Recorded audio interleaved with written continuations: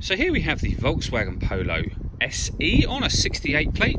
I'm going to start off by showing you around the outside of the car, and then we'll hop in and run through some controls on the inside. But from the outside you can see it's a 5-door car with alloy wheels.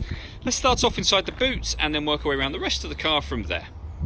So as we approach the boot, you'll see we've got plenty of space in there, along with that 60/40 split folding rear seat, and then underneath this tray section, a full-size spare wheel. Okay, so we're just going to work our way back round to the front of the car, and then we'll hop in and run through some controls on the inside. But now that we've done a full circle of it, you can see it's in excellent condition the whole way round. Just briefly before we climb in, I think it's well worth seeing the interior from this exterior point of view. There's plenty to run through on the dashboard, so let's hop in and we'll do that right now. Okay, so now they're inside the car, we're going to start with the dials. On the left-hand side, we have the rev counter, and on the right-hand side, the speedometer. We've also got the fuel gauge over on the right-hand side as well. In the middle, you can see the total miles for this car are 5,559. The information displayed above that, which is currently a digital readout for the speedometer, can be changed using buttons on the steering wheel. So you've got various different pieces of fuel economy information and other menus available as well, including assist systems, audio, your telephone menu, and then vehicle status and background to driving data again. If we back out to the steering wheel, the buttons I was using just a moment ago are these ones over here.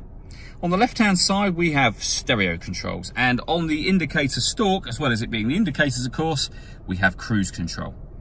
So over in the center is where you will pair your phone amongst other things. So if you hit phone and then find mobile phone, it will start to look for your device, and then just follow instructions on the screen from there once it's detected your phone. When it comes to music, firstly with regards to the radio, you have DAB, FM and AM radio all available. And if you're listening to your own music, hit the media button. And then down on that bottom left-hand corner, you'll see we've got a CD player, SD memory card slot, 2 USB inputs, and you can stream music wirelessly via Bluetooth audio as well. So plenty of ways to listen to your music in this car. Below that, we've got the air conditioning, so you can select the temperature, fan speed, direction of the air. And then when you're happy with all of those settings, you can turn the air conditioning on and of course off again. We've got a heated rear screen. That button will recirculate the air that's in the car. That's a great way of heating it up or cooling it down quickly, depending on the temperature you set on this dial here, of course.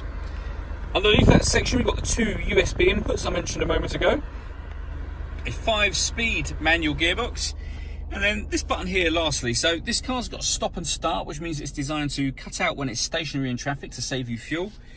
Press that button to turn that system off. All that leaves me to say is thank you for taking the time to watch this video. If you'd like to come and see the car in person and have a test drive, please feel free to call any of our MJA sites. We'd love to hear from you soon.